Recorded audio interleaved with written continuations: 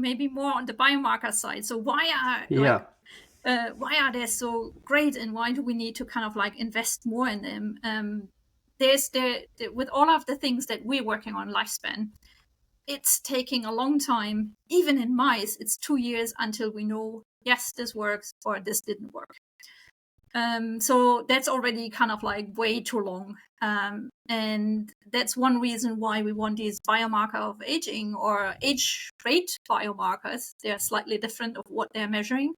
So we want them to be able to predict if something works or not, like on a shorter time frame. And then we also want them in humans, because again, we can't run a clinical trial over 50 years to see if someone lives longer or not. We need something that we can measure to see, yes, this works now or this doesn't work. And so what we're currently working on is a breath-based marker of aging. So the metabolite, so the compounds that we're breathing out, they are coming from our metabolic cells that are active, and they are very small compounds, and we breathe them out constantly. And I think this came to me during COVID, as a lot of, I think, interesting ideas came out of the COVID pandemic, because everyone was scared going to the doctor. There were no nurses around to take blood. It was insane going into a hospital just for like a prick of blood. Like, you wouldn't risk it being exposed to all of the people around it, and you wanted to kind of minimize the burden on the hospital. So I thought, okay, what else is there that we could measure? Is there something that we could maybe measure at home? And so I started looking at these biomarkers and thought, okay, that has not been developed for aging yet. The breath-based marker came, I think, initially from the cancer study, like all these cute little stories where they say, okay, a dog smelled that someone had cancer and another patient not. And the same is actually true for old people. Dogs can smell people that are about to die. Some dogs can smell Parkinson. And that's real compounds that they're smelling. So it's not like it's made up. And with a mass spec, you can capture all of these.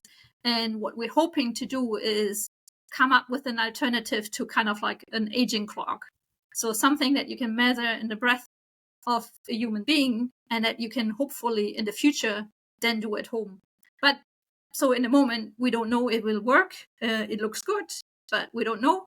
And then the second step would develop that into like a product that people at home have, like a little device, like your ketone bodies or your COVID test or your alcohol test. It's all the same device, and we would hopefully have something like this that people could use, and then you could do your own intervention, maybe going on to diet, fasting, or exercise, and you can see if my markers go the right or wrong direction. And so I think that's just a tool that we could give the population, like the people that want to do something now and want to see it. But it would also help with clinical trials in the elderly, because a lot of the problems is getting the elderly to participate and bring them to the hospital. So having something where you don't need a nurse or a doctor to take a sample will make, again, clinical trials hopefully cheaper by having just a normal person doing that testing and then sending the data to the central clinical hub that then looks at the data. How far along are you with this work? We just started a month ago to kind of like collect our human samples. So we are 1 month in. We have 11 months to go. So we're looking at collecting breath from 300 people. And we're looking at frail elderly people, but also we will do like everyone from like 18 years to like 65. So we will have like a baseline, and then we will have some elderly people that we're observing. And the study is designed so that we look at like who will have a fall. So we're expecting a third of our population to have some form of a fall.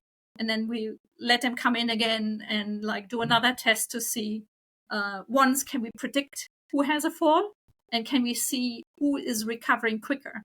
So hopefully we will also have prediction tools then. Not only that we can say, okay, this person is biologically older, That's why that person is more likely to have a fall, but also who has what we call resilience, so repair capacity left. And that hopefully will give us information of like intervention pathways. So what we want to get out of it is understanding, okay, so this pathway seems to be always upregulated if someone has a lot of resilience, so repair capacity left. And then we can maybe find an intervention that upregulates it even more. What made you decide on choosing falls as a way to measure this? We needed some form of a stressor. We needed some form of stress. And because we don't have a medical school, I couldn't do the thing that other people were doing and say like, oh, I take a certain disease population, or I take everyone that has like a surgery. That would have been a very nice intervention, because surgeries are brilliant in that regard, because you know when they are doing it, you know when the patients are coming in, you know how long and intensive the surgery is. So that would have been perfect. But Loughborough is has no medical school, so it was just not possible. We needed then something that is happening in a normal elderly population, and falls are the most frequent stressor that's occurring in the elderly. It's so interesting, that work. When I read about it, I found it completely fascinating. Okay, great. I hope fascinating. You said there's 11 months to go, and what will you know at that point? What do you hope? Hopefully at the end we will have really like a number of volatiles, they're called, these small, very small metabolites. We hopefully will have like a number between 1 and 10 that will give us a predictor of like who's older, like who's biological older or not. And hopefully we will have an AI that does all the work, because that's the other thing why a lot of work is usually very slow, is because you have an expert person sitting there and they doing the judgment of like what's in the metabolites, what's in the breath. And so we're trying to automate that process so that in the future it will only take like 5 seconds to analyze, instead of one person sits there for one day.